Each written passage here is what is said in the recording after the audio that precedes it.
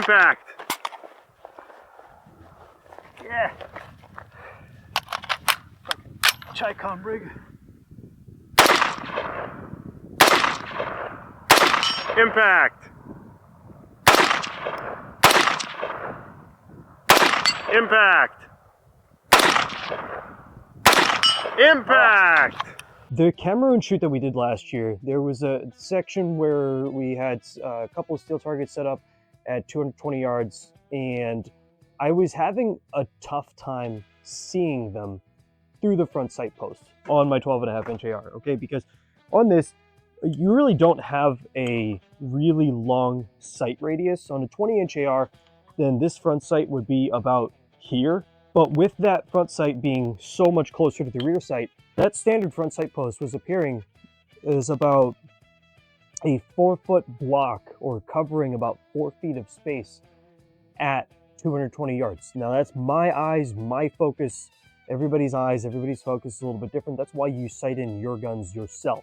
So I knew my rifle was capable of hitting those targets, but I was having a very tough time doing that. So I started to look into some options as far as better iron sights, okay?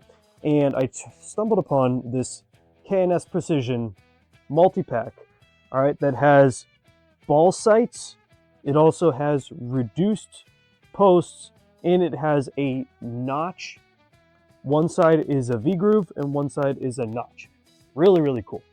But we're going to take this pack out to the range. We're going to try each one of them, except for the big ones. We're just going to go straight to the medium ball and the small ball because of the reduced sight radius having the same, it would just be the same problem. We'll see how that goes.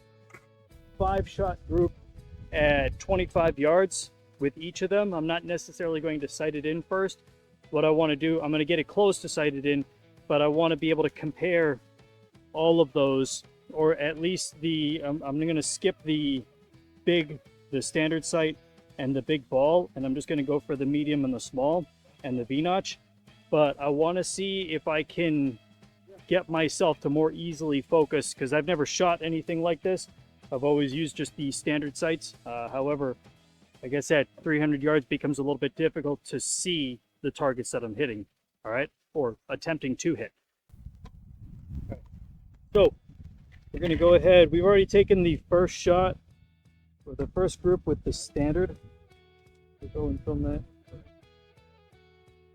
So let's demonstrate.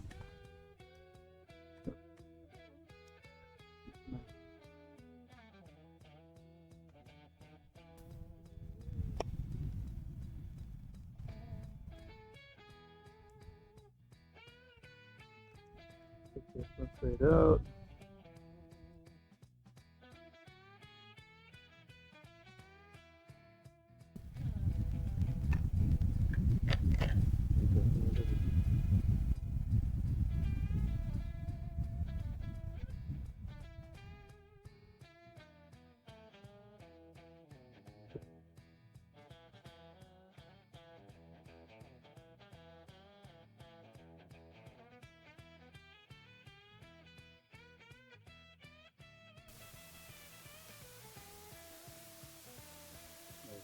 First impressions, that's neat.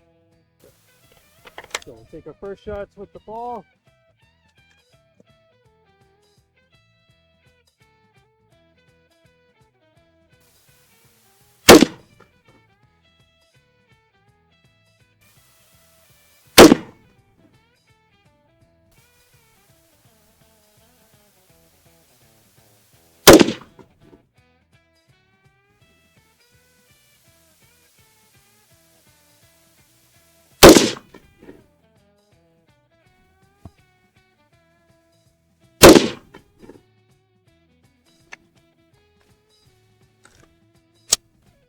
So here's the first shot, the first group that I took with the regular front sight post, and that flyer was definitely me, but even with that, 1.5 inches.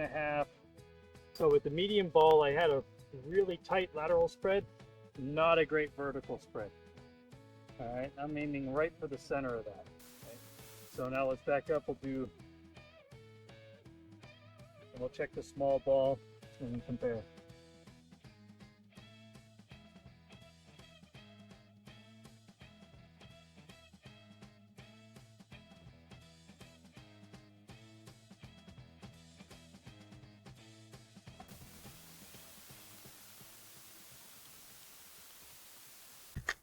Alright, so that was medium ball.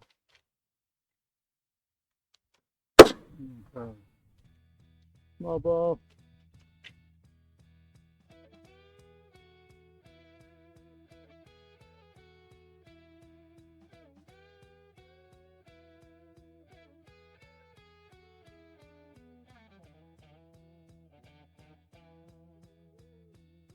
Alright, so the small ball's going on now. They're really easy to change out, as they should be.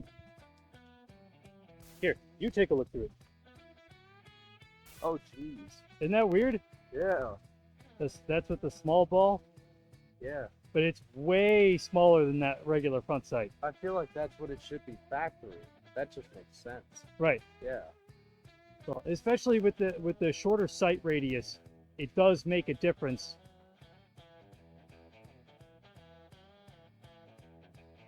Just gotta get it right on the target. Yeah. Pretty cool. I think I prefer the post, but I'm gonna compare. I'll shoot this one like next. I think I like the way the small ball looks because you can put it on the target and you know that's supposed to be on it.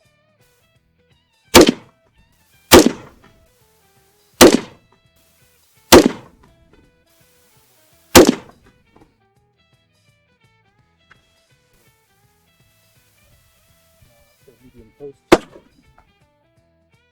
Actually, I do the V-nuts first.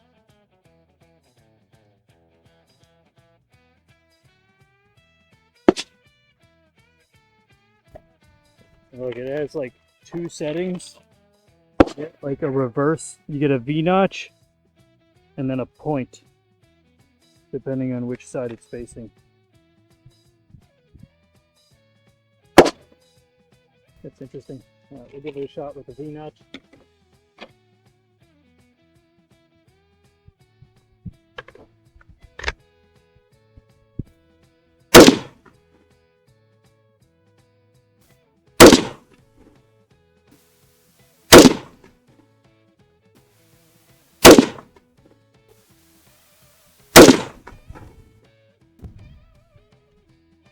We'll click it over to the point.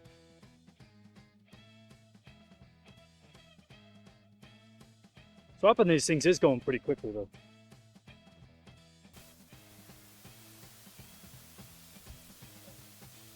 Point. Get the point while we're at it. Yeah, nobody's interested in different front sight posts. Everybody just wants a new red dot and magnified optic.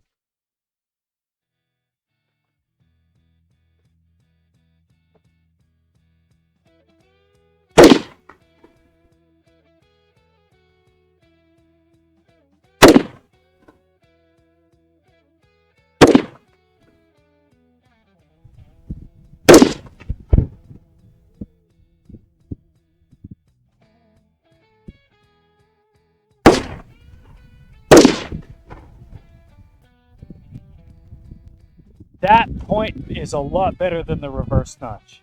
And the reverse notch is like a novelty thing. The point is actually really practical. It's going to be between that and probably the reduced front sight post, the reduced post. But we'll start with the medium and then we'll go with the small post and see what we like.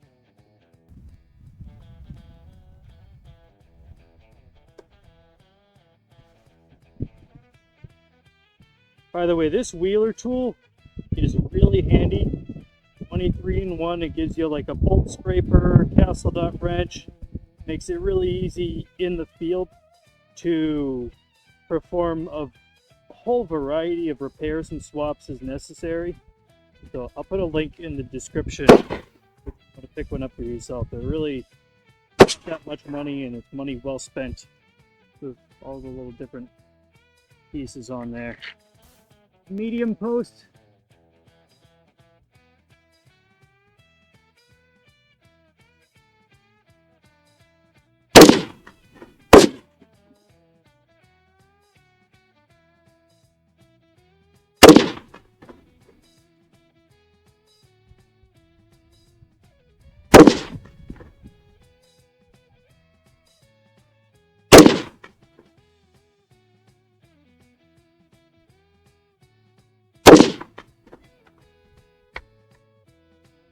We'll finish up with the small post and we'll go check everything.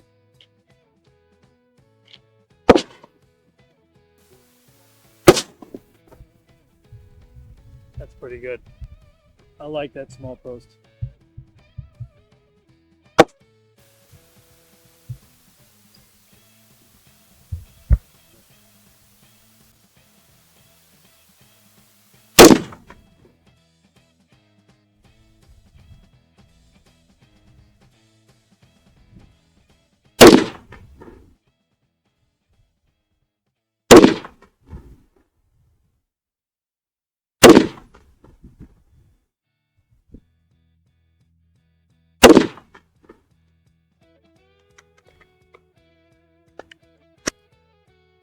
Wait for those guys to clear. We'll go check the target.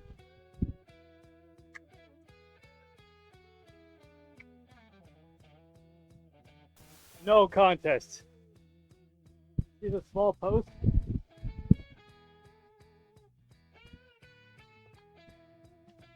All right, so really interesting results. I'm really glad that we did this test. All right, so our first group, let's call it everything included, 1.5 inches, okay? Now, mind you, this is at 25, all right? Medium ball, you know, I had good lateral spread, but terrible vertical spread gave me 1.75 inches, okay? Small ball, maybe I just did better with that. Spread of about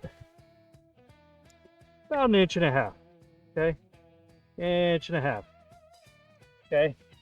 The V-notch, okay? The reverse V-notch, I put it up on the chevron to see if I could get it.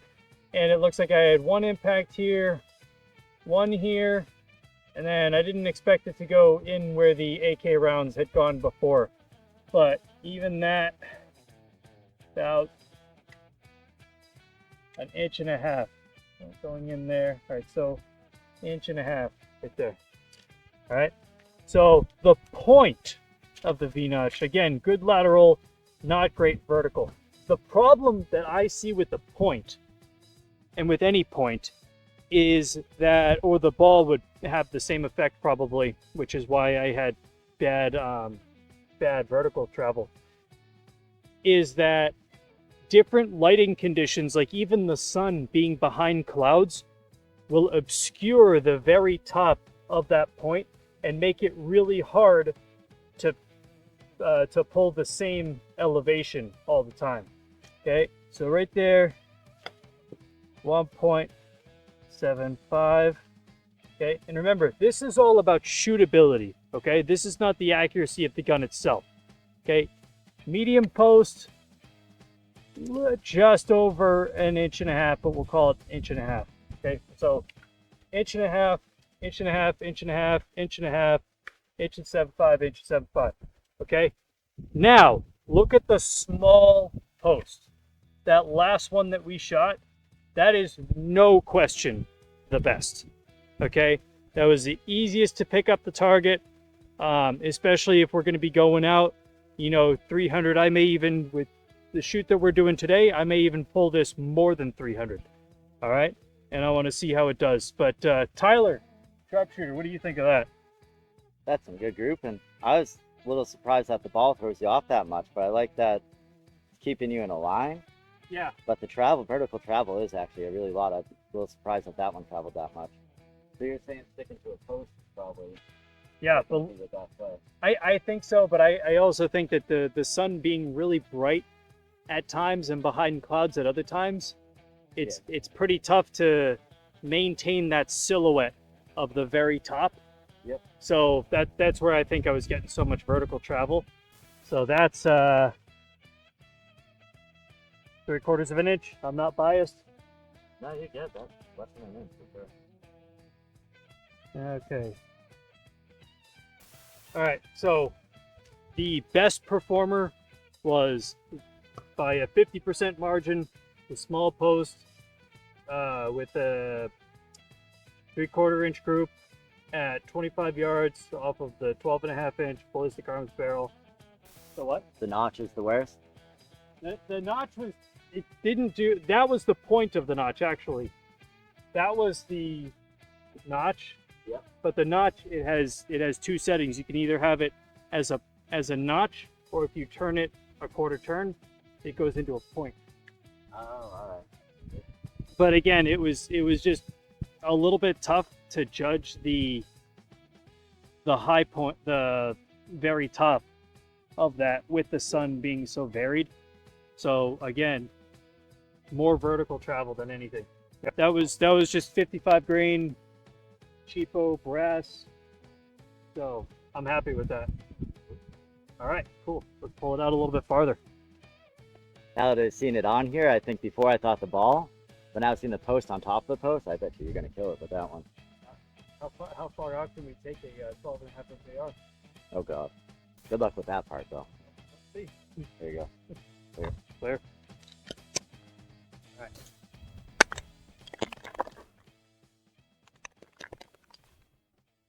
Spray paint's bad.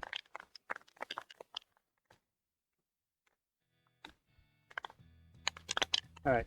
If it's sprayed properly, It gets a point across. gets the point across. All right.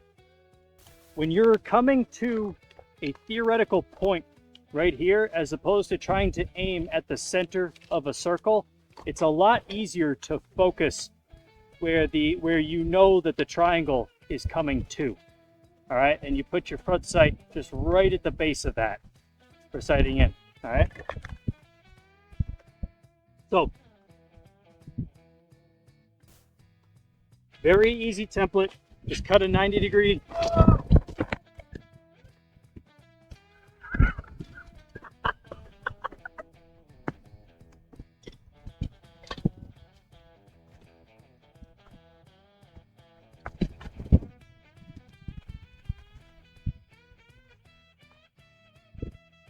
That's interesting.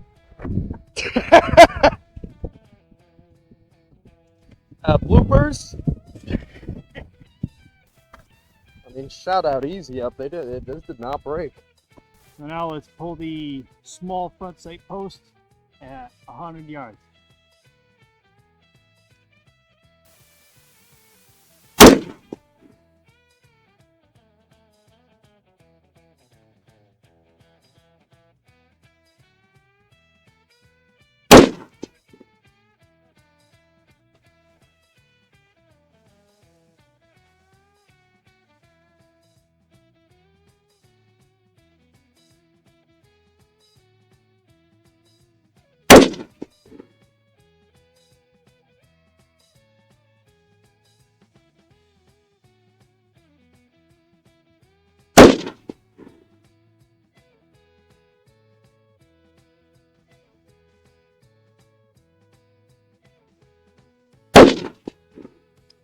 Front sight post again, very little lateral play. There's clearly some elevation issues in there. So I end up getting about 5 1/4 at 100 yards. However, for iron sights, this gun is pretty good. I'm happy with it. All right, 1 1/4 spread, lateral. This is much easier to focus on than this with iron sights at 100 yards. Those are the other guys' shots with magnified optics. That's me with mine. Also costs a lot less. 200 yards. All right. 220.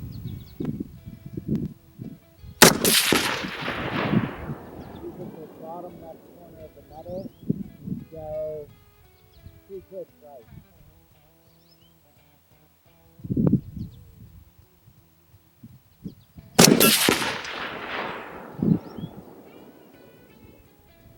That sounded like a good hit.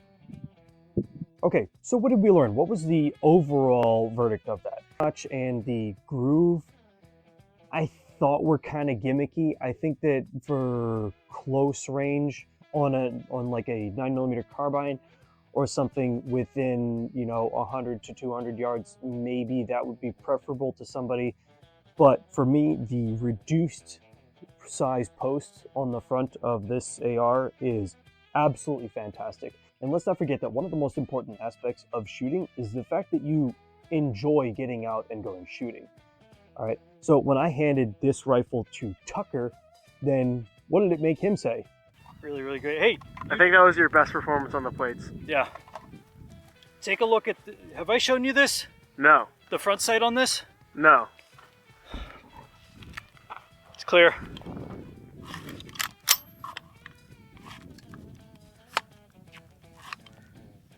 Oh, dude, I like that. Isn't that awesome? Yeah.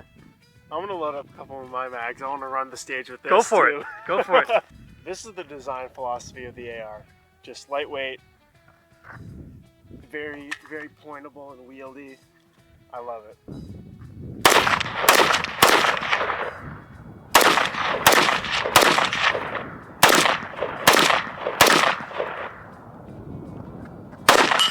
Impact.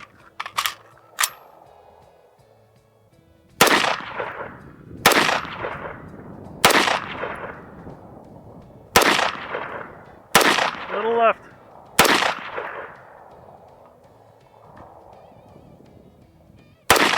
Impact. Impact.